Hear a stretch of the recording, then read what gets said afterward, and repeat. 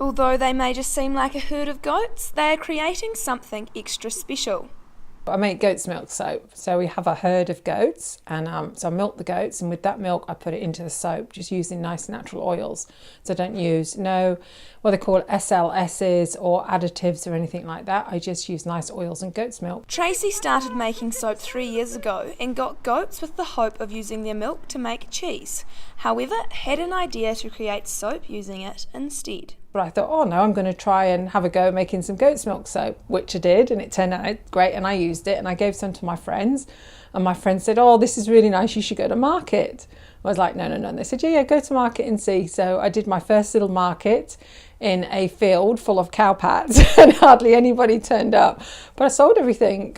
What started with 2 goats is now 22, and Tracy is full-time making soap for her and partners Malcolm Gawn's business, Simple Naked Soap. And I just gradually increased the little markets that I did, and the more I was making, the more I was selling, and then it's just gone from there.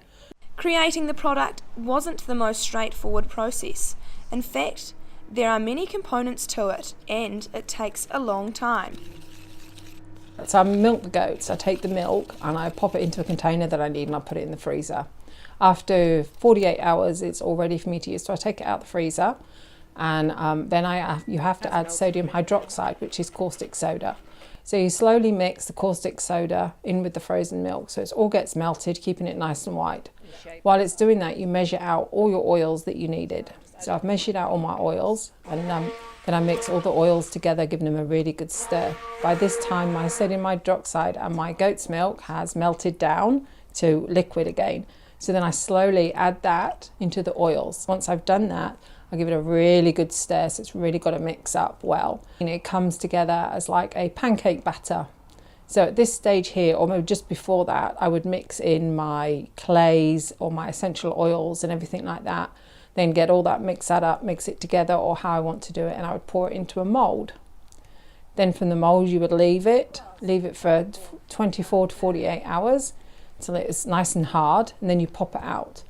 So from then popping it out, give it another 24 hours, and then I would cut it with my cutter.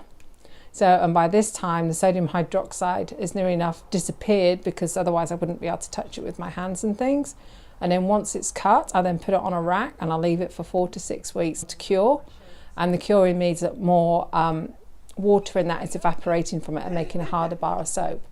As the business keeps growing, Tracy says they have big plans for it in the future. I'm going to need more goats.